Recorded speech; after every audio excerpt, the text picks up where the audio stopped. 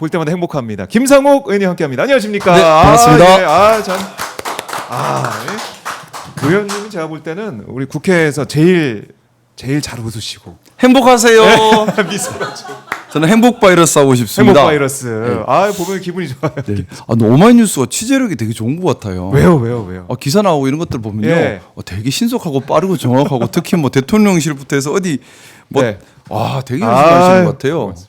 고맙습니다. 모 신문처럼 덩치는 큰데 네. 좀 편향적이고 속도가 느리고 오보가 많고 이런 데도 있는데 네. 오마이뉴스는 덩치가 그렇게 큰 건 아닌데 그렇죠. 되게 신속하고 정확해요. 신속하게. 어. 작고 빠르게. 신속하고 치고 빠지고 이렇게. 치고 빠지고 열심히 핵심만 콕 찔른 다음에 아프지 한 다음에 딱 빠지고 이렇게. 그래야죠. 예. 아주 훌륭한 언론입니다. 네, 열심히 해보도록 하겠습니다. 김상욱 의원님과 신나게 좀 시작을 해봤는데, 네네. 근데 뭐 저 개인적으로 오마이뉴스에 개인적으로, 예. 오마이뉴스에 너무 감사함이 많아요. 예. 특히 우리 울산 쪽 뉴스 관련해서는 예. 사실은 울산 쪽 뉴스는 편향되기 쉬운 구조거든요. 근데 근데 보면 늘 오마이뉴스 쪽에서 울산 뉴스도 균형을 잡아주더라고요. 그래서 오마이뉴스가 있다는 존재가 일단 울산을 기준으로 봤을 때는 참 감사한. 네. 오마이뉴스 매니아입니다. 고맙습니다, 의원님. 저희 시청자분들도 김상욱 의원님 계속 응원하고 계시고, 감사합니다. 네, 화이팅 이렇게 외치고 계신데, 자 일단은 의원님 지금 보니까 3대 특검 종합 대응 특위 합류하셨더라고요. 예. 일주일 해보셨죠? 네. 어떠셨습니까? 소감? 열심히 해야죠. 열심히 해야 되고 특히 이제 제가 그동안 늘 좀 말씀 여러 번 드렸지만 제가 관심 있는 것은 특히 김건희 특검 쪽입니다. 김건희 특검. 네. 김건희 특검 중에서 특히 더 관심 있는 건 서희건설 쪽이거든요. 그래서 그쪽을 좀 열심히 좀 알아보고 있는 중입니다. 왜냐하면 매간 매직의 장인 것 같아요. 부패의 장이었던 것 같아요.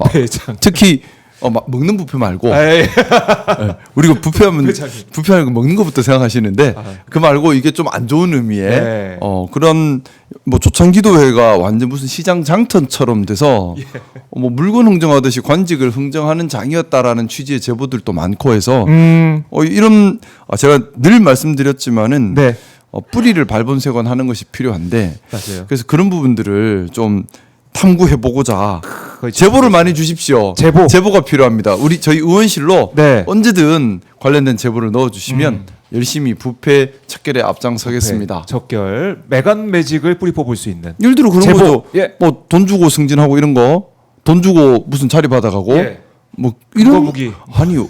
세월이 어느 세월인데. 물가 많이 올랐어요. 그죠. 그래서는 안 돼요. 그래서 그런 것들 보이신 대로 제보를 주십시오. 네, 금거북이 보신 분. 또 뭐 금송아지 보신 분들 제보를 좀 부탁드리겠습니다. 뭐 에르메스 넥타이 이런 것도 비싼 넥타이. 에르메스 넥타이 한 10개 하면 그것도 그렇네. 그것도 커요. 그것도 이제 돈이 꽤 되네요. 난 쿠팡에서 넥타이 로켓 배송으로 받고 계십니다. 제 넥타이 다 쿠팡산이에요. 네. 10개 사도 개당 10,000원이 안 하는 그러게 말입니다. 그런 거 말고 정말 이 어마어마한 비싼 명품 이런 것들이 오고 간 정황이 있다면 제보를 꼭 김상욱 의원한테 해 주십시오. 근데 좀 우리 사회에 알게 모르게 승진 청탁, 자리 청탁 아직까지도 많은 것 같습니다. 이걸 그 진짜 옛날 일 같다 전 들었었는데 이번에 윤석열 정권도 그렇고 생각보다 뭐 아직 확인된 건 아니지만은 듣고 있는 얘기들이 많이 있는데 정말 우리 2025년을 삽니다. 그럼요. 우리 언제까지 그런 사회에 살아야 될까요? AI 시대죠, 안 돼요. 예. 이거 뿌리 뽑아야 되고요. 네네. 그 역할 좀 해주시고 어제 보니까 대학생 당원들을 만나셨다고요? 네네. 요즘 청년들 어떤 고민하고 있는지 좀 궁금하고 어떤 말씀을 나누셨습니까? 좀 일단 말씀을 좀 많이 들었고요. 그리고 좀 그 얘기를 드렸어요. 청년답게 싸워라. 청년답게 싸워라? 뭐냐면 기성세대 이용당하지 마라. 기성세대 수단이 되지 마라 한 얘기를 드렸습니다. 뭐냐면 청년이 청년답다는 것은 제가 늘 그 얘기했습니다. 진보의 위기라고요. 시대 정신을 고민해서 기존에 있던 질서와 기존에 있던 생각에 도전하는 진보적 정신이 많이 약해졌거든요. 이게 우리 사회의 위기가 되는 겁니다. 저는 보수주의자예요. 하지만 우리 청년들은 진보적으로 도전해야 한다고 생각합니다. 그래서 청년들에게 기존의 질서에 순응하지 말고 뭐가 문제인지 앞으로 20년 뒤에 어떤 세상이 될지에 대한 고민을 가지고 적극적으로 도전을 해라라는 취지의 얘기를 많이 했고 아울러서 지금 우리나라가 점점 고령화되고 있지 않습니까? 고령화되면 사회는 변화를 거부하는 보수화되기 쉽습니다. 네. 영국의 브렉시트가 그래서 발생한 거거든요. 그런 것처럼 그러면 우리 청년들은 어떻게 해야 되느냐? 더 조직화되어야 되는 겁니다. 그래서 목소리를 내야 합니다. 그래서 지금 보면 청년 단체들 보면 지금 제가 대학교에 강의를 많이 다녔는데 가면서 보면은 늘 느끼는 것이 대학에서 정치가 실종이 됐어요. 이거 좋은 것이 아니에요. 예전에는 대학 가면 정치 현수막 그거 많았습니다. 이제는 아예 없어요. 그렇죠. 더 대학에서 취업 준비하고 막 바쁘죠. 사는 게 바쁘다 보니까. 예. 근데 잘 생각해 보면요. 시대 정신에 대한 고민과 창조적 도전에 미래에 대한 기회도 같이 있는 겁니다. 우리가 유선 전화기에 불편함을 느끼고 이게 맞아라는 시대적 정신에 대한 고민이 있어서 핸드폰이 나온 거잖아요. 네. 그리고 가솔린 자동차 이걸로 돼? 하다가 전기 자동차가 나온 거잖아요. 그렇죠. 이런 고민을 통한 도전과 혁신이 미래의 먹거리가 되는 것이고 또 사회의 발전이 되는 겁니다. 더 본질적으로는 2차 산업혁명 이후에 자본주의가 등장하고 공산주의가 등장했지 않습니까? 네. 2차 산업혁명보다 더 본질적인 혁명이 AI 혁명입니다. 그러면 사회 체계나 이런 것들도 본질적으로 바뀔 수가 있거든요. 네. 사회, 과학 모든 분야에서 혁신이 필요한데 그 혁신의 에너지는 우리 젊은이들에게 있다고 맞아요. 생각합니다. 우리나라는 사람으로 먹고 사는 나라입니다. 젊은이 청년들의 혁신의 에너지가 사라져 버리면 우리의 미래는 없습니다. 그런데 기성세대가 청년들이 실패해도 돼, 괜찮아, 도전해봐 이렇게 독려를 해줘야 하는데 보면 기성세대가 그런 청년들의 창조적 도전의 길을 막고 실패했을 때 다시 일어날 수 있는 길도 만들어 놓지 않고 도리어 청년들을 도구와 수단으로 쓰고 있는 경우가 많습니다. 우리 정치도 마찬가지입니다. 각 지역위원회는 여러 정당의 청년 조직이 있는데 보면 인력 동원 수단, 짐꾼 수단 이렇게 쓰고 있거든요. 그러면 안 됩니다. 그래서 제가 청년 조직한테 얘기합니다. 뭐라고 얘기하냐? 당 조직에 맞서라. 목소리를 내라. 자네들의 목소리를 내라. 예. 시키는 대로 하지 말고 너희의 생각을 얘기해라. 그래서 부딪혀라. 같이 그 길에 같이 있겠다. 욕하면 같이 욕 먹고 싸울 때 같이 싸울 테니까 하고 싶은 생각, 하고 싶은 거 해봐라. 마음껏 해봐라. 뒷책임은 우리 기성세대가 지겠다라는 얘기를 많이 나눴고 그렇게 나가겠습니다. 힘을 북돋아주고 그런 용기를 노력들이 주고. 쌓이면 청년의 좋습니다. 구구화도 해결되지 않겠나 생각합니다. 에너지가 젊음의 에너지가 제대로 창조적으로 진보적 혁신에 표출되지를 못하기 때문에 왜곡되고 있는 거거든요. 그러니까요. 어떻게 보면 극우 쪽의 목소리가 더 이제 청년들 사이에서 나오는 게 아니냐는 우려가 나올 정도로. 맞습니다. 근데 구구 청년들도 만나보면 나라 걱정하는 건 똑같아요. 근데 방향성이 잘못됐지. 근데 그 방향성을 바로 잡아줘야 되는데 그 방향성이 청년답게 진보적 에너지로 나가야 한다는 겁니다. 저는 20대 청년들이 보수다 반대예요. 보수는 사회 가치를 지키는 거, 안정을 지키고 틀을 지키는 겁니다. 그거는 40대, 50대 기성세대들이 탄탄하게 사회를 지켜줘야 될 것이고 20대 청년들은 부딪혀야지. 시대 정신을 계속 고민해야 돼요. 이 시대는 뭘 해야 되는가, 뭘 바꿔야 하는가, 나는 어떤 창조적 도전을 할 것인가, 부딪혀보자. 이게 청년이지 않습니까? 청년 문화가 죽어버리면, 젊음의 혁신이 죽어버리면 나라의 발전이 없습니다. 그러니까 중요한 겁니다. 그러니까 특히 이제 윤석열 정권 때 얼마나 사회가 경직이 되고 보수화가 극우화가 됐습니까? 이제 그게 벗어나서 이재명 정부, 국민주권 정부는 또 다르지 않습니까? 맞습니다. AI 얘기를 계속 강조하고 있고 사회가 정말 달라졌다는 느낌도 들고 있는데 청년의 뜨거운 심장이 뛰었으면 좋겠습니다. 팔딱팔딱. 네. 그래서 막 우리 오마이뉴스의 신입 기자가 이제 우리 박정 기자님한테 기자님, 선배님 이건 아니지 않습니까? 이렇게 할 수 있는 세상이 됐으면 좋겠습니다. 그러면서 제 생각은 이렇습니다라고 당당하게 얘기할 수 있었으면 좋겠고요. 맞아요. 그래서 이렇게 한번 해보지요라는 얘기를 하고 해봐라. 사고 치면 책임은 내가 짓게. 이게 선배다운 거 아닌가요? 제가 한번 그렇게 해보겠습니다. 좀 그런 세상이 되었으면 좋겠습니다. 내가 책임질게. 알겠습니다. 청년 정신이 살아나는 건 대한민국 또 조직이 필요하고 우리가 많이 바라고 있다라는 말씀 드리는데 청년들 계속 만나주고 계시고 계속 그 계속 해주세요. 계속해서 많이 만나는 게 제 의무라고 생각하고 있습니다. 좋습니다. 뭐 의원님은 딱 보면은 청년 느낌이 들어요. 여전히. 감사합니다. 그래서 마음은 10대예요. 마음은 10대. 철이 좀 덜 들었습니다. 그러니까 딱 청년 대학생 느낌. 저는 좀 제가 생각하는 이상향이 있는데 뭐냐하면 가슴은 10대였으면 좋겠어요. 그래서 보이즈 비 앰비셔스 그리고 진정성과 순진함을 저는 죽을 때까지 간직하고 싶고 몸은 20대 청년이었으면 좋겠습니다. 건강함을 지키고 싶고 하지만 사고의 균형성과 유연성, 노련함 이런 부분들은 이제 40대, 50대, 60대 노련함을 본받고 싶고 예. 그러면 참 좋지 않을까. 뭐 최고죠. 예. 네, 김성우 의원님 하실 수 있을 것 같아요. 같이 하시죠. 같이 하셔도. 아재 두 사람이 지금 청년이라고 그러면서 막 웃고 있는데, 자, 시청자 여러분 좋아요 버튼 눌러주셔서 응원 좀 해주십시오. 자, 현안으로 들어와 보면 네. 조희대 대법원장 얘기가 계속 지금 나오고 있습니다. 대통령실에서는 뭐 이게 원칙적으로 공감한다, 사퇴 요구에 대해서 공감한다라고 했다가 그 다음에 좀 뭐 다시 한번 정정하는 모습도 있긴 했는데, 어쨌든 예, 여권 내부 또 대통령실 분위기도 그렇고 사법부가 이래서는 안 된다는 생각을 좀 계속 하고 있는 것 같아요. 하고 있다. 여기에 대한 문제 의식은 의원님도 가지고 계시죠? 어떻습니까? 저는 대통령님께서 네. 정확하게 짚어주셨고 정확하게 수위 조절도 하셨다고 생각합니다. 뭐냐면 문제가 있죠. 하지만 또 넘쳐버리면 자칫 역풍을 맞을 수도 있는 문제고요. 또 우리 국가의 근간도 중요합니다. 네. 자, 근데 지금 우리 이재명 대통령님께서 문제 삼고 있는 것, 지금 당장 나가라 말라 얘기 아닙니다. 되돌아봐라, 너희 그래도 되는 건지. 그렇지. 대통령님께서 그 말씀하셨지 않습니까? 네. 두 가지입니다. 하나, 선출 권력의 목소리를 함부로 평가하지 마라. 그래요. 우리가 판사님 선출한 적이 있나요? 없죠. 없어요. 그냥 시험 잘 쳐서 공부 잘해서 그냥 그 자리에 간 겁니다. 예. 어떻게 보면 민주적 정당성이라는 측면에서는 가장 약할 수 있어요. 우리가 뽑은 적도 없고 임명한 적도 없고 자기가 그냥 시험 쳐서 공부 좀 잘해서 간 거예요. 우리가 그분의 인격이나 인품에 대해서 경험에 대해서 평가한 적도 없습니다. 그리고 그 공부라는 것도 단순 법률 지식에 불과했는데 그 법률 지식이 그냥 외워서 암기한 게 다잖아요. 그러면 적용할 때 과연 이게 옳게 적용하고 있는가, 균형감이 있는가 알 수 없어요. 자, 그러면 기본적으로 겸손해야죠. 국민을 받드는 그 권한이라고 하는 것이 결국 큰 착각인데, 네. 내가 공부해서 땄다고 생각해요. 판사님들은 공부해서 딴 거라고 생각하는데, 과일 내가 따서 잘했어. 땄다고 생각하는데 네. 아니에요. 내가 잘나서. 우리 국민들께서 예. 권한을 부여한 겁니다. 권한을 위임하고 부여한 거지요. 자, 그러면 선출되지 않은 권력인데 권한을 국민들로부터 부여받았습니다. 그러면 기본적으로 가장 갖춰야 될 것은 겸손함입니다. 그리고 삼가함이고요. 근데 그게 아니라 넘쳐버리면, 마치 내가 주인인 것처럼 해버리면 문제가 생기는 거죠. 네. 자, 근데 보면 우리 지난 대선 직전에 대법원에서 말도 안 되는 진행이 있었지요. 9일 만이었나요? 그니까요. 박연수. 9일 만에 전원합의체 파기환송. 저는 변호사 생활을 저도 했지만은 듣도 보도 못한 일입니다.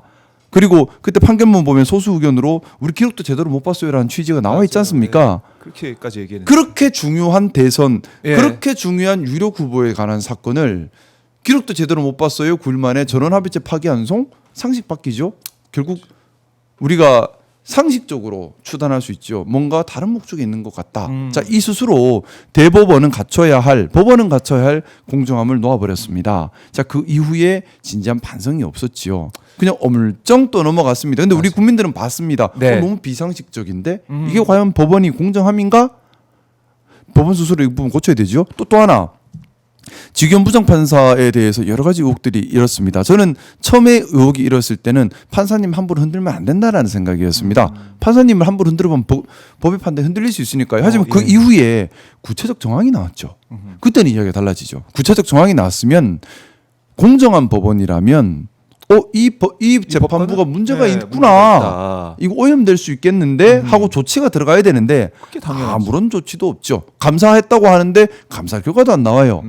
묵묵무답 성역처럼 그들만의 성을 쌓아버렸습니다. 자, 이 결과는 이 두 가지 일로 통해서 우리 국민들이 얻은 건 뭐죠? 사법부에 대한 불신이 생겨버린 겁니다. 자, 선출한 권력이 아니에요.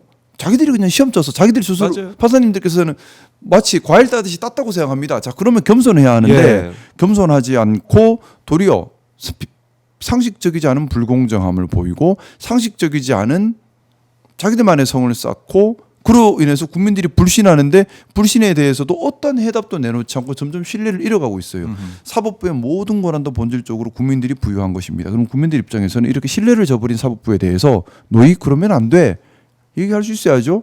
그리고 거기에 대해 누군가는 책임을 져야 합니다. 그래서 대법원장 사퇴 얘기가 나오고 있는 거고요. 자, 전체 사법부 위기예요 지금. 자, 근데 이 이야기를 들었을 때의 예. 법원의 반응이 중요한데요. 진정 사법부를 지키고 싶다면 국민들이 왜 이런 얘기를 하는가, 또 정치권에서 왜 이런 얘기를 하는가를 되돌아보고 네. 그걸 고치려는 자정 노력을 해야죠. 그러면 사퇴 얘기가 나오겠습니까? 예를 들어서 이런 얘기가 나오니 야 우리가 이런 좀 잘못됐다 사과하겠다. 그래서 이런 부분부터 더 공정하게 하겠다. 직원 재판부 못 믿겠으니까 우리도 좀 문제가 있는 것 같다. 재판부를 공정하게 새로 하겠다. 등등등 이렇게 나왔으면은 뭐 사퇴 얘기가 아니라 더 공정하게 바로 가는 길로 기회를 삼겠다라고 국민들도 받아들일 수 있는데 반대로 움직이죠. 뭉쳐서 건드리지 마라. 보니까 건드리지 마라. 예. 우린 성역이다. 건드리지 마라. 뿐만 아니라 지금 내란 전담 재판부가 왜 위헌이죠? 법원 구성에 가는 것은 입법부의 법률로 정할 수 있도록 되어 있고요. 특별법원을 만드는 것이 아닙니다.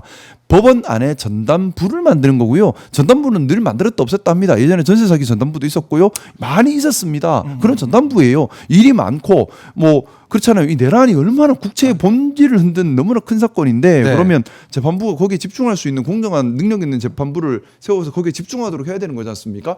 근데 그게 아니라 그 재판부가 이 사건도 보다가 무슨 사기 사건도 보다가 이 사건도 보다 이런 정신도 없고요. 중요한 또 판사님 지금 우리가 공신력이 지금 없잖아요. 국민의 반절 이상이 못 믿을 상태거든요.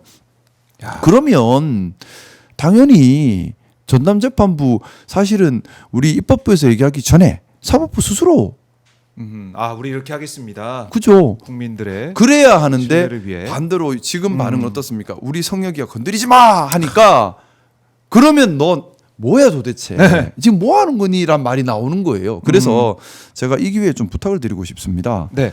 이 문제가 사회 갈등이 돼서는 안 되잖아요. 우리 사회가 지금 앞으로 나아가야 할 일도 많고요. 내란 정확하게 발본색원에서 신속하게 종식이 되어야 합니다. 네. 재판부에서 좀 용기 있게 잘못에 대해 사과를 하고 재판부에서 용기 있게 직연 판사에 대한 감사 결과 빨리 발표하고요. 네. 재판부에서 용기 있게 내란 전담 재판부 구성에 적극 협조해 주면 좋겠다는 바람입니다. 그럼 누가 뭐라 하겠습니까? 그렇네요. 이게 길이 정해져 있는 길이 거고. 법원 예. 그러니까 이게 법원의 키가 있는 거예요. 법원이 공정하게 제대로 하면 누가 입을 대요. 근데 그렇게 안 하니까 우리가 자꾸 야 이거 아니잖아 이거 아니잖아 하는 겁니다. 근데 이거 아니잖아 말했다고 성격인데 너희가 왜 입을 대? 아니 무슨 신은 아니에요. 판사님들의 공정함 네. 시험 친 적 없습니다. 법률 지식만 시험 쳤을 뿐이에요. 근데 어제 뭐 국민의힘 같은 경우는 대정부 질문 뭐 아니면은 뭐 지도부 회의 내용을 들어보니까 뭐 이재명 뭐 대통령 탄핵까지 거론하는 그렇게까지 저는 사실 요즘 국민의힘에서 하는 얘기가 별로 관심이 없어요. 그 뭐 전부 다 보면 뭐 말을 꼬우고 앞뒤도 안 맞고 네. 그래서 별로 저는 제 에너지를 그렇게 낭비하고 싶지 않아서 뭔가 좀 논평하기도 뭐 네. 저 이미자 의원님 네, 화면이 이미자 나오시네요. 의원입니다. 저도 어제 말씀을 듣고 있었는데 네. 어떠셨어요? 제 사고체계가 혼란스러워지 불리겠습니다. 사고치기가 혼란스러워져. 그러니까 뭔가 정신 건강에 안 좋은 것 같아요. 저는 상식적인 사람이고 싶고 합리적인 네. 사람이고 싶은데 말을 듣고 있다 보면 사고체계 혼란이 생겨요. 이게서 좀 유해하다. 그러니까 유해하다. 우리가 어릴 적 호환 마마보다 무서운 우리 국민들의 상식과 합리를 지켜주시기 바랍니다. 예. 아유. 자꾸 뒤흔들지 말고요. 비상식적인 얘기 좀 하지 말고. 고생 많으셨네요. 현장에서 들으시느라고 고생 많으셨는데 여기다가 뭐 한동훈 전 대표도 나서가지고 네. 조희대 대법원장 사퇴 요구 이게 뭐 탄핵 사유다 이런 얘기를 계속 하고 있는 것 같아요. 네. 한동훈 전 대표 좀 뭐 아시잖아요. 아는 네. 편이시잖아요. 네. 왜 또 이런 얘기를 하고 나오고 있을까요? 요즘 좀 한가하셨잖아요. 나 아직 살아 있어는 얘기를 하셔야 되고. 낙패도 가고 막 그러던데. 근데 지금 좀 요즘 또 관심이 좀 필요하신가 봐요. 한동훈 대표님 보면 이렇게 예. 사랑과 관심을 늘 갈구하시는 것 같아요. 그래서 라방도 하고 어디도 가고 뭔가 정치를 하는 사람 같지가 않아요. 정치를 하는 사람이라면 예. 뭔가 올바름을 추구하고 용기 있게 행동하고 나서고 뭐 이런 것들이 있어야 되는데 딱 보면 사랑과 관심을 되게 갈구하시는 게 느껴지고 사랑과 관심을 받으면 또 행복해하시는 것도 보이고 그래서 네 그렇구나라고 생각하고 있습니다. 그래서 우리 많이 또 관심 가져주시고 하면 예. 또 행복해하시지 않을까 생각합니다. 그래요. 근데 지금 예. 우리가 저는 여러 번 말씀드렸지만 국력을 이렇게 낭비해서는 안 돼요. 아. 지금 저는 그래서 이번 대법원장 사태로 인해서 네. 국론 분열이 일어나거나 국력 낭비가 없었으면 좋겠고 그걸 위해서는 지금 빨리 내란에 대해서 정확하게 발본색원해서 신속하게 재판해서 신속하게 처벌을 해야 합니다. 네. 왜 윤석열에 대한 재판이 아직까지 제대로 안 되고 있냐고요. 공범에 대한 재판은 천천히 갈 수 있다 생각해요. 하지만 윤석열에 대한 재판이 뭐 오래 끌 게 있습니까? 우리 다 봤는데 세워라 내워라. 지금 뭘 이렇게 세월을 끌어요. 지금 그러지 않습니까? 나는 이해가 안 돼요. 그 자체가 뭐 직위원 재판부가 풀어주고 직위원 판사가 풀어주고 그리고 지금 재판도 이렇게 천천히 진행하고. 무슨 이게 무슨 나경원 사건입니까? 이걸 5년 갈 거예요? 지금 구속 기간 제한이 있어요. 구속해 놓으면요. 최장 1심에서 6개월 이상 구속 구금을 할 수가 없습니다. 그러면 지금 몇 달 안 남았어요. 근데 재판부는 아직까지 미적 하고 있지 않습니까? 제대로 재판도 안 하고. 자, 그러면 풀어주겠다는 얘기밖에 더 됩니까? 그러니까 재판부가 이래서 되느냐. 맞아요. 근데 그 판사님은 어디 가서 그죠? 네. 그런 걸 하고 있고. 그러니까 우리 국민은 못 믿는 거예요. 그래서 똑바로 하라는 겁니다. 네. 내란을 발본색원하고 종식을 시켜야 되는데 그 이제 마지막 단이 사법부가 있는 것인데 그렇죠. 사법부를 보면은 지금 마치 이제 내란 세력, 내란 뭐 이제 어제 추미애 의원은 이 내란 세력의 죄를 빨아주는 그 세탁소 같은 느낌까지 든다라는 얘기를 할 정도로 법관의 이상해요. 법관의 독립성 또 예. 법관의 판단을 존중하는 것이 무한의 재량을 주는 것이 아닙니다. 법조문에 맞아야 하고요. 네. 그리고 법관의 양심에도 맞아야 하고요. 우리 일반 상식에도 맞아야 하고요. 합리에도 맞아야 하는 겁니다. 무한의 자유를 주는 게 아니에요. 우리 12월 3일 봤습니다. 누가 봐도 내란입니다. 증거체증 끝났습니다. 입증 네. 끝났습니다. 기소됐습니다. 6개월 구속하고 6개월 다 돼가는데 네. 손 놓고 그러니까 풀어주려고 하는 것처럼 저렇게 보이는 모습에 우리가 가만히 있어야 된다고요? 국채를 위협한 내란범한테? 그러니 법원 도대체 뭐하니? 얘기가 나오는 건 상식적인 겁니다. 자, 지금 열쇠는 법원에 있습니다. 법원 정말 이제 법원 지도부 그리고 또 뭐 직위원 판사 이런 사람들이 국가에 대한 애정이 조금이라도 있다면 이것이 국가에 혼란이 되지 않게 법원 스스로 먼저 나서서 자정작용을 하고 이 바른 재판, 특히 내란 재판에 대해서는 신속하고 저항하고 올바른 결론에 빨리 도달하도록 노력을 해야 국력이 낭비됨을 막고 우리가 해야 될 일에 힘을 쏟을 수 있습니다. 만약에 조희대 대법원장이 이렇게 계속 버티기 그리고 전혀 변화 없이 이렇게 그냥 쭉 가려고 한다. 그럼 국회에서 어떻게 해야 됩니까? 사실 거기까지는 생각을 안 하고 싶어요. 왜냐하면 정말 조희대 대법원장이 버틴다. 그래서 저 의자가 좋은가 봐요. 큰 의자가 저 계속 앉으려고. 머리가 커 보이는 의자네요. 국가적 혼란이 생기죠. 아하. 그러니까 결론을 떠나서 탄핵을 하니 안 하니를 예, 떠나서 예. 그 말 나온다는 것 자체가 국가적 혼란입니다.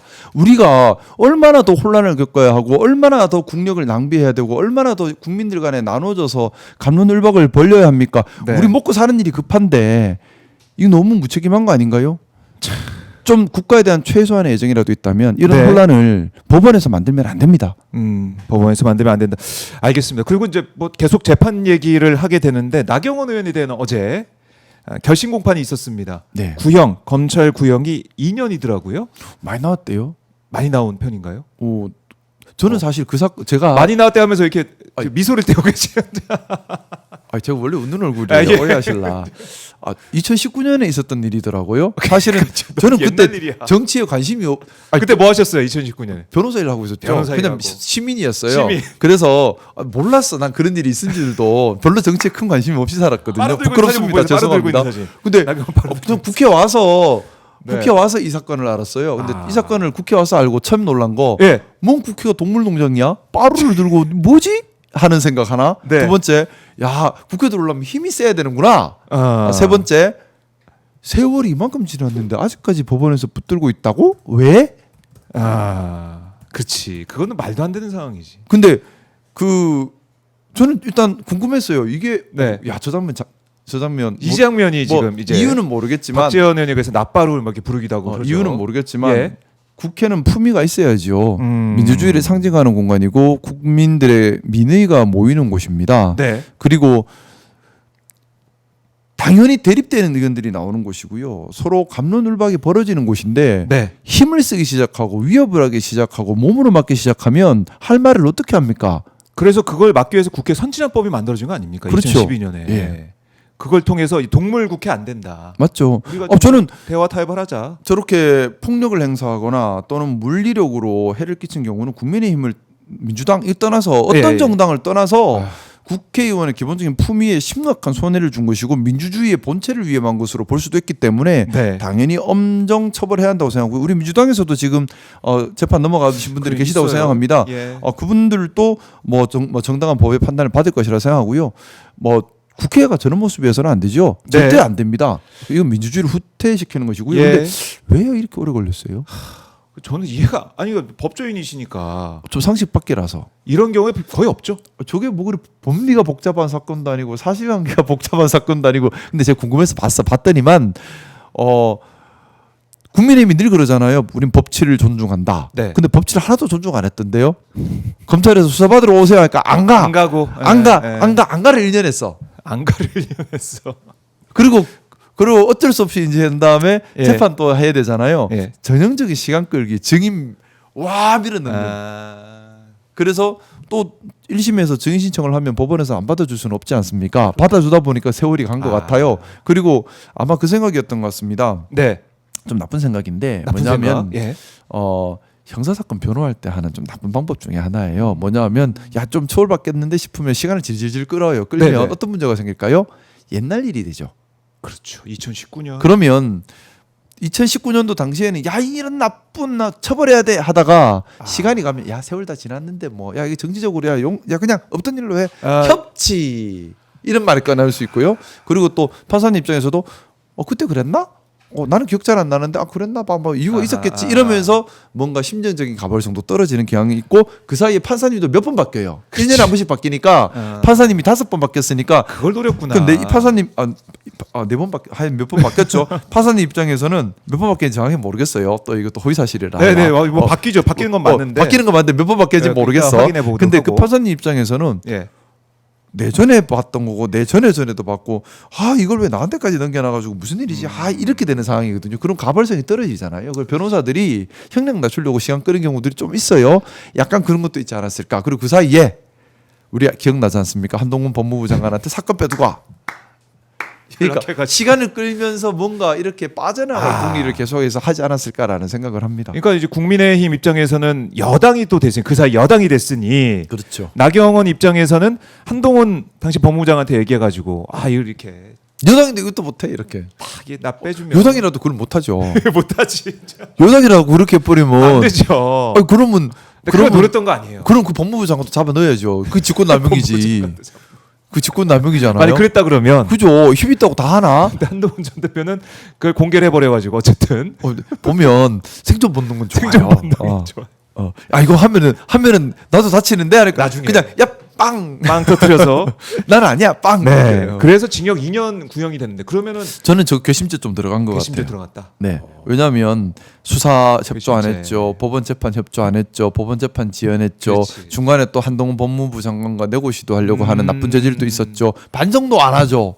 사법부장에서는 진짜 열받는 일이죠. 그러니까 죄질 나쁜 거 다 합쳐졌지. 예. 그러면 그래서 저는 괘씸죄가 들어가지 않았을까라는 생각을 그래요. 합니다. 이게 11월에 이제 선고가 있는데 네. 어떻게 예상하세요? 그러면 징역 2년 구형이면? 나경원 의원이 앞으로 네. 어떻게 대응하는지에 따라 달렸다고 생각합니다. 예를 들어 본인이 진심 어린 반성을 하고 사과문도 넣고 2번 다시 안 그러겠습니다. 그러고 제가 부끄러워서 의원도 그만할게요 하면 우리도 그만할게요. 실형이야 보내겠어요?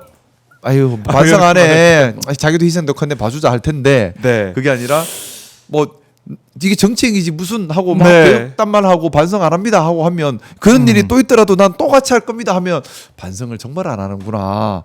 이 사람은 강제로라도 의원에서 내려야 되는 상황이 되는구나라고 판단을 하신다면 실형 나올 수 있어요? 그게 본인한테 달린 거예요. 왜냐하면 이제 범죄가 있고 나서 선고 때에 네. 피고인의 태도 매우 중요합니다. 왜냐하면 우리가 형사처벌하는 이유가 뭔가요? 재범의 우려성. 그렇죠. 뭐 물론 그것도 죄값을 묻는 것도 있지만 네. 재범의 우려성도 매우 중요하거든요. 그리고 과연 저 사람을 저직에 둬도 될까 하는 판단도 같이 들어간다고 볼 수밖에 없어요. 네. 자, 근데 뭐 진심 어린 반성을 한다면 뭐 아까 얘기했던 것처럼 그럴 수 있겠지만 지금처럼 저렇게 하는 것 같으면은 우리 박종호 판사님 입장에서는 네. 어떻게 하시겠습니까? 저요? 용서 안 하시잖아요. 뭐 용서 판결문에 뭐 이런 사정을 네. 참작하여라고 쓸 게 없잖아요. 그렇죠. 사법부가 제대로 역할을 해야 된다. 이것도 우리 봐야죠. 사법부가 과연. 그러니까 이것도 봐야겠네. 그러니까 왜냐하면 자꾸 저는 기본적으로 판사님들을 되게 존중해요. 그리고 예. 묵묵하게 너무 고생 많이 하시는 훌륭한 판사님들이 참 많으세요. 진짜 고생 많이 하시거든요. 뭐 사실 뭐 판사님 정도 되는 분들은 변호사를 기업하면 돈 많이 벌겠지 하지만 돈보다는 나는 정의를 추구하려 하고 법원에 남아 있는 거잖아요. 그런 많은 분들이 계신데 몇몇 이상한 판사들이 있어요. 네. 뭐 어디 가서 술 얻어 먹고 그리고 사진도 찍고 막 상식 밖으로 막 이 중요한 사건의 기록도 다 안 열어보고 네. 그냥 후닥닥 그냥 대법원에서 그런 판단이 나오지 않나. 이런 판사님들 때문에 국민이 사법부에 대한 신뢰가 사라지고 사법부의 독립은 국민이 사법부에 대한 신뢰가 전제돼야지만 사법부의 독립이 있을 수 있는 겁니다. 그렇죠. 사법부의 독립을 얘기하려면 예. 국민들로부터 사법부가 신뢰를 받아야 해요. 그럼 사법부는 국민의 신뢰를 받기 위해서 노력을 해야 합니다. 이것도 당연한 논리적 규견입니다. 그래요. 이 결과도 좀 봐야 되고. 근데 나경원 의원이 뭐라고 페이스북에 썼냐면 이 기소는 소수당이 의회 민주주의를 지키기 위한 정치적 행위를 완전히 위축시키고 민주당의 의회 권력 남용을 넘어선 독재의 날개를 달아주어 지금 의회에서 벌어지는 의회 민주주의의 패퇴를 가져왔다. 이렇게 얘기하면서 의회는 더 이상 의회가 아니다. 의회 독재만 남아. 뭐 이런 주장을 계속 펼치고 있네요. 네, 그래서 특수공무집행방해 그리고 국회법 위반, 선진화법 위반 뭐 등등등을 의율이 된 것 같아요. 그래요. 네, 국회 선진화법은 국민의힘 쪽에서 만들지 않았나요? 나 정확히는 모르는데 그런 그때 걸로 이제 들었는데. 합의해가지고 통과가 된 거고 이게 이제 지켜야지, 지금까지는 이걸로 처벌받은 사람이 없어요. 지금 보니까 사례가 없어서 첫 네. 사례가 될 것 같은데 네. 이게 셉니다. 국회법 위반으로 500만 원 이상 벌금형 확정되면 의원직 상실하고 5년 동안 피선거권 박탈되고 집행유예 이상의 형이 확정되면 10년간 피선거권이 제한돼요. 그러니까 세요. 우리가 대합의를 한 거잖아요. 예. 품위 있는 그렇죠. 민주주의를 하자. 그리고 할 말 할 수 있도록 해주자. 네. 국회에서 할 말을 못하고 국회에서 민주적 절차에서 의사결정을 못한다면 국회가 왜 있어요? 국회에서 힘으로 할 것 같으면 맞아요. 그냥 씨름 선수들 뽑지. 아니 제가 그때 미디어법 네. 통과될 때 MB 때 네. 저도 그때도 국회에 있었거든요. 그때 난리가 났었습니다. 그때 뭐 그냥 몸싸움 양당의 보좌진까지 동원돼가지고 몸싸움 벌이고 그때 아마 뉴스 보셨을 거예요. 좀 할 때 그런 거 보고요. 예. 꼼할 때 그런 거 보고 나처럼 연약한 사람은 저 근처도 가면 안 되는구나 생각을 했었습니다. 그때 진짜 아수라장이었죠. 저는 지금도 연약해서 한 그거 번씩 하면 저런 안 돼요. 장면 보면 무서워요. 그래서 그걸 막기 위해서 했는데 빠루 같은 거 안 들었으면 좋겠어요. 의안가 점거하고 최입의 당시 의원 감금하고 무서워. 가요 감금을 해요. 그런 일이 벌어졌으니 이걸 그냥 둘 수가 있겠습니까? 그죠. 예? 이거 사법부가 판단을 내려야 되는데 그리고 어떤 승질 낼 문제가 판단일지. 아니라 예. 미안합니다 해야 될 일이잖아요. 근데 지금 막 의회 독재를 또 얘기하고 있어. 나경원 의원이 반성이 없네요 지금 또. 그러면 본인한테 안 좋을 텐데. 그러면 안 좋을 텐데. 그러니까 그 판사 출신이지 않으세요? 판사 출신이네 나경원. 이상하다. 이상하다. 그러니까 봐요. 판사님이라고 예. 다 잘하는 거 아니잖아요. 나경원 의원도 판사 장동영 출신인데. 대표도 판사 출신이래요. 그러네. 그러니까 봐요. 판사 출신이라고 100% 다 잘하는 게 아니잖아요. 그러니까 이게 예. 뭐 법지식 암기했다고 해서 거기서 예. 공정함과 현명함과 옳음이 나오는 건 아니거든요. 그렇네요. 그렇기 때문에 그걸 잘한다고 겸손해야 해서. 되는 겁니다. 늘 제가 감히 이런 얘기 송구하긴 하지만 네. 법원이 국민의 신뢰를 받으려면 네. 내가 정말 옳음을 추구하고 있는가, 내가 정말 공정한가, 내가 혹시 억울함을 만들고 있지는 않은가, 과연 나에게 잘못은 없는가 늘 되물으면서 네. 신중하게 노력하는 그게 법관의 기본적인 자세라고 생각합니다. 그랬으면 이런 말이 나오겠습니까? 국민들이 법관들을 더 존중하고 존경하고 사법부 독립을 국민들이 지키려고 하겠죠. 그때는. 그래서 이 사법부에 대한 얘기를 저희가 처음부터 시작하면서 나경원 재판 얘기까지 왔는데 또 하나의 사법부의 판단, 사법부가 지금 상황을 어떻게 보고 있는지, 국민과 함께하고 있는지, 정말 사법부 나름대로의 계산을 하고 있는지 이거 알 수 있는 게 또 권성동 의원에 대한 영장 심사 이후의 그쵸. 판단입니다. 영장 발부 여부. 맞습니다. 이거는 어떻게 보세요? 어떻게 될까요? 어떻게 예상하세요? 뭐 제가 수사 기록을 다 보지는 못해서 함부로 속단하기는 이르지만 언론에 네. 보도된 것만 하더라도 범죄 혐의의 중대성 범죄 혐의의 상당성, 증거 인멸의 우려성 다 네. 입증된 것이 아닌가라고 저는 개인적으로 생각하고 있습니다. 언론에 보도된 것에도 다 나왔잖아요. 아이고 중대한 범죄 맞잖아. 그리고 범죄 상당성도 입증됐잖아요. 뭐 네. 진술도 나오고 사진도 나오고 다 나왔더만요. 그렇죠. 거기다가 또 증거 인멸 시도도 있었잖아요. 자 그러면 막 영장 발부 요건은 된 것 같은데요. 네. 그냥 책에 나와 있는 대로라면. 책에 나와 있는 대로라면 공부하신 대로라면 그래서 근데 이거 다른 결정을 한다 그러면 제가 보지 못한 뭔가 특별한 수사 기록이 있을 수가 있겠죠. 근데 그게 없다면 언론 보도 자료 내용만 본다면 발부되는 게 상식인 것 같고요. 네. 이제 그리고 재판부, 사법부 독립 지금 지금 계속 사법부 독립 필요해요, 중요해요. 근데 그 사법부 독립이라고 하는 게 네. 법원 도저히 건드리지 마가 아니에요. 아하. 사법부의 독립이라고 하는 것은 법관이 본인의 양심에 따라 공정하게 판결을 하는데 외압을 넣지 말라는 거거든요. 그렇죠. 그게 본질적인 독립이고 그래서 본인의 경험과 본인의 선입견으로부터도 독립되어 있어야 되는 거예요. 그게 진짜 사법부의 독립이고 사법부의 독립을 지켜야죠. 하지만 지금 우리가 사법부의 독립을 침해하는 게 아니에요. 네. 사법부의 독립을 침해하는 게 아니라 왜 지난 대선 때 9일 만에 9일 만에 기록도 제대로 안 보고 전원합의체로 대선 후보자를 유력 대선 후보자를 흔드는 그래서 네. 마치 국민이 아니라 사법부가 나라의 주인인 것처럼 행세를 했느냐. 아. 그리고 왜 직위원부장이 저렇게 하는데 사법부에서는 손 놓고 있느냐. 네. 그리고 지금 당장 우리가 오염된 것으로 볼 수 있는 많은 것들을 보고 있는데 왜 아무 조치를 취하고 있지 않느냐. 그렇게 사법부가 성역이냐. 사법부의 모든 권한 국민들이 부여한 것이다. 네. 그리고 판사님이 선출 권력이 아니라 시험 쳐서 그냥 들어온 자리잖아요. 그러니까 더 겸손해야 한다는 겁니다. 여기에 대한 우리가 문제 제기와 물음을 하고 있는 거예요. 이 물음에 답을 할 수 없다면 맞아요. 이 물음에 답을 할 수 없다면 사법부는 지금처럼 저러면 안 되죠. 그래요. 그러니까 권성동 영장 심사 뭐 언급하신 것처럼 보도를 통해서도 우리가 많이 봤고 진술도 특검이 많이 확보를 하고 있고 네. 그 자리에 이게 돈을 주는 자리라고 얘기하는 윤영호 전 본부장이 얘기했던 네. 그 돈 주는 그 식당에 동석했던 사람들한테 문자 보낸 것까지 특검이 확보했다고 하니까 뭐 메모도 있고 그러니까 이걸 만약에 영장을 기각을 한다. 와. 또 뭐 통일교 골프장에 골프도 치고 하시대요. 되게 복면스. 근데 되게 강심장인 건 강심장이야. 강심장. 왜냐하면 그때 골프장 통일교 골프장 갔을 때가 한참 이제 막 논란이 많을 때잖아요. 네. 근데 통일교 골프장은 하필이면 그러니까 강심장.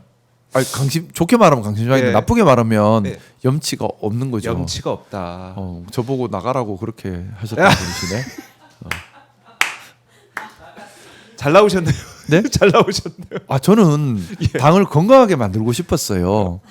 국민의힘 내부에서. 근데 네. 저는 늘 그러다가 욕먹고 사는 것 같긴 한데 그래도 저는 네. 그 생각합니다. 진짜 충성은요. 당에 대한 진짜 충성은 맹목적으로 옳소 하는 게 아니라 잘못된 건 잘못됐다. 바른 방향은 이것이다. 네. 우린 이렇게 해야 한다는 경각심과 겸손함을 계속해서 일깨우는 거라고 생각합니다. 그걸 그 역할을 우리 민주당에서도 국민의힘에서 그 역할 열심히 하겠습니다. 그래야 우리 민주당이 더 건강해지는 맞아요. 거니까. 하다가 언더진윤한테 쫓겨나고 사실상 여기 와서 언더준 쫓겨났죠. 언더준도 그러니까 왜 광주 민주화 묘지가 참배하는 게 왜 당연히 가야 될 일이지. 그거는 그때 또 떠오르네요. 의원님이 네. 딱 나와서 거기서 또 뵙고 이랬던 기억이 떠오르는데. 저는 예. 이게 정당이라는 것도 사람 몸과 비슷한 것 같아요. 사람 몸이 건강하려면 늘 스스로 운동도 하고 면역 체계도 챙기고 맞아요. 이렇게 노력을 해야 돼요. 노력을 해야 돼요. 그게 관리를 아니라 해줘야죠. 관리. 건강 나는 관리. 괜찮아라고 식한 먹고 운동도 안 하고 막 술만 먹고 막 네, 이러면 망가지잖아요. 맞아요. 우리 스스로 우리 건강을 지키려면 스스로에 대한 경계감을 가지고 있어야 되거든요. 예. 술 딱 한 두 잔 마시다가 여기서 멈춰야 돼 이렇게 멈출 줄도 알아야 되고. 근데 그 정당에도 대입을 해보면 네. 정당 스스로 건강해지기 위한 노력을 자정작용해야 되는데 전혀 그런 게 없었던 국민의힘. 저는 일단 모습. 저는 이제 뭐 국민의힘을 떠난 입장이니까 네. 저는 우리 민주당이 건강하게 민주당이 국민들을 잘 건강하게. 받들고 더 민주적으로 정말 책임 정당으로 기능하도록 열심히 노력하겠습니다. 네. 어떻습니까? 민주당, 국민의힘과 민주당 계속 이제 비교가 되잖아요. 비교는 많이 되죠. 되는데 민주당은 건강해지는 노력, 건강하기 위한 여러 가지 이 목소리도 듣고 목소리도 내고 잘 되고 있습니까? 어떻습니까? 상대적인 거죠, 사실은. 예. 왜냐하면 여기도 조직이기 때문에 분명히 암세포도 한 번씩 자라나기도 하고요. 또 여기도 병도 한 번씩 들기도 하고요. 예. 여기도 갑자기 오늘 밤은 달려도 돼 하고 술 많이 마시려는 경향성도 띠는 경우도 있겠죠. 아하. 하지만 상대적으로 국민의힘보다는 훨씬 건강하기 위한 노력을 많이 하고 있고 더 건강한 체질을 가지고 있어요. 네. 그런 점에서는 참 다행스럽다는 생각이고, 문제는 근데 지금부터입니다. 국민의힘이 사실 정당 기능을 못 하고 있잖아요. 그러면 이제 제가 늘 드리는 말씀이지만 민주당이 더 경각심을 가지고 더 겸손하게 또 동시에 더 추진력 있게 겸손하면서 추진력도 있고 합리성과 균형성을 다 같이 갖춰 나가야 돼요. 근데 사람이라는 게 그러기 어렵거든요. 네. 한 명 개인기는 그러기 어려워요. 하지만 집단지성으로 그걸 만들어내야 되는 겁니다. 그렇죠. 집단지성으로 만들어내야 된다. 자, 이 뭐 건강한 이 정당 얘기를 했는데 그 건강한 국회도 돼야 되는데 송원석 국민의힘 원내대표의 이 발언. 그러니까 정청래 대표가 교수단체 대표 연설할 때 노상원 수첩대로 됐다면은 이재명 대통령이나 자신이 이 세상 사람이 아닐 것 같다 얘기했더니 그렇게 됐으면 제발 그리 됐으면 좋았을 걸. 정신이 없는 사람 같아. 그게 할 말이에요? 그 내용이 뭐예요? 죽인다는. 사람을 죽인다는 건데 그렇게 됐으면 좋겠다. 그래서 아직 내란이 종식되지 않은 겁니다. 아직 내란이 진행 중인 겁니다. 이거는 충격적인 발언인데. 내란을 일으켰던 당의 원내 대표입니다. 그렇죠. 근데 원내 대표가 내란이 성공했으면 좋았을 텐데 그래서 사람들이 죽었으면 좋았을 텐데라고 얘기하는 거잖아요. 네. 그렇기 때문에 내란 종식이 되지 않은 것이고, 그렇기 때문에 아직 협치란 얘기를 꺼낼 단계가 아닌 거예요. 국민의힘이 이 내란 세력과 단절을 하고 저는 국민의힘이 내란 세력 단절의 기준을 그걸로 봅니다. 뭐냐하면 네네. 국민의힘 스스로 내부 감사를 해서 내란과 직간접적으로 연결되어 있거나 내란을 옹호한 사람들 20명이 됐든 50명이 됐든 징계 제명을 해야 됩니다. 징계 제명을. 그 정도까지 나가야지. 그래도 단절하려고 애는 쓰는구나. 그러면 얘기를 한번 들어보자 할 수 있는 거지. 그게 아니라 지금처럼 원내대표가 내란이 성공했었어야 되는데 네. 저런 얘기를 한다는 것은 여전히 내란 동조 세력인 것이고 아직 내란이 끝나지도 않은 거죠. 끝나진 않았고 뭐 김재원 최고위원도 뭐 그런 얘기 하잖아요. 그런 생각하는 사람이 한두 사람이 아니다. 이런 제발 그리 됐으면 좋았을 거 이런 취지의 얘기를. 다 징계 제명해야 될 사람이에요. 왜냐하면 국민의힘 당원에도 안 맞습니다. 국민의힘 당원에 안 맞죠. 민주주의 지키도록 당원에도 돼 있어요. 반당원적이고 그러면 다 징계 제명 대상입니다. 근데 왜 그걸 징계 제명 안 하고 있는지 저는 납득할 수 없습니다. 납득할 수가 없다. 아니, 동료들 간에 지켜주는 건 좋아요. 동료들 간에 어려울 때 손잡아 주는 건 좋아요. 근데 그게 바른 방향일 때, 국민을 위할 때, 그럴 때 시련이 있을지라도 손을 잡고 같이 가는 거지.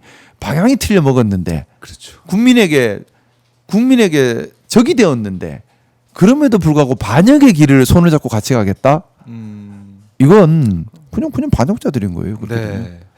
그래요. 이제 국민의힘은 모르겠습니다. 지금 이제 아스팔트 우파랑 이제 같이 가려고 장도영 대표가 뭐 세계로 교회도 가고, 그 다음에 국회 앞에서 막 기자회견 규탄대회 할 때 막 다 이제 모이라 그래가지고 그러고. 근데 이 문제를 가볍게 볼 문제가 아닌 것이요. 예. 지금 보면 전 세계적으로 민주주의가 붕괴하고 극우가 득세를 하고 있어요. 전 세계적인 현상이에요. 근데 우리나라나 미국처럼 양당제 국가였던 국가는 이 보수 정당 쪽으로 극우가 침투하면서 보수 정당에 처음에는 극우가 기생을 하다가 그다음에 극우가 마치 어떤 모습이냐면 물고기 중에 보면 혀에 기생하는 기생충 있잖아요. 꼭 그것처럼 나중에는 자기가 혀가 돼버려. 그러면서 지금 미국도 보면 트럼프의 공화당이 과연 보수당인가요? 나는 보수당이라 생각이 안 들거든요. 요즘 그게 무슨 보수당이에요? 그거 보면 똑같아. 혐오 일으키고 말도 안 되는 인종사냥하고 지금 우리나라 동맹한테도 하는 거 보면은 전혀 미국의 가치에 맞지 않는 짓을 하고 있거든요. 그러고 나서 저 미국 자꾸 비난하면 안 돼요. 국제 분쟁을 일으키려는 건 아닙니다. 근데 미국 정치 상황이 근데 그렇기 때문에 지금 테러도 있었고 제가 드리고 싶은 말씀은 두 가지입니다. 예.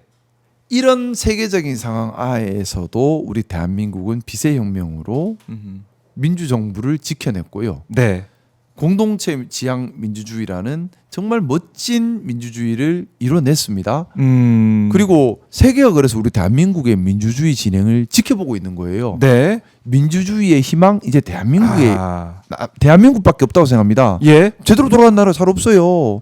자, 그러면 그래서 국회 선진화법 필요한 것이고 나경원 의원처럼 이렇게 폭력을 행사한 의원에 대해서는 엄단해야 되는 겁니다. 네. 우리는 지금 세계의 민주주의를 꽃피우고 지킬 의무와 사명이 있는 자부심이 있는 그런 맞아요. 시대적 소명을 맞았어요. 네. 빛의 혁명 해냈다. K 민주주의 아니, 세계를 구한 거예요. 세계를 구했다. 아직 민주주의 살아있다 이걸 보여준 겁니다. 맞아요. 그걸 보여줬죠. 지금 우리나라 말고 어디 있어요? 일본도 극우가 판을 치고 미국도 트럼프가 판을 치고 그렇네. 러시아는 푸틴이 지 맘대로 하고 전쟁 일으키고 중국도 시진핑이 독재하고 뭐 유럽도 이탈리아도 보니까 극우가 판을 치고 프랑스는 부도가 많이 저러고 있고 그렇네. 멀쩡한 나라가 없다니까요 지금. 우리는 지금 코스피가 이제 5거래일 연속 사상 최고를 지금 네. 뚫고 있습니다. 네. 기분 좋은 소식이. 그러니까요 들어오고 있고. 얼마나 대단하고 자랑스러운 대단- 나라예요.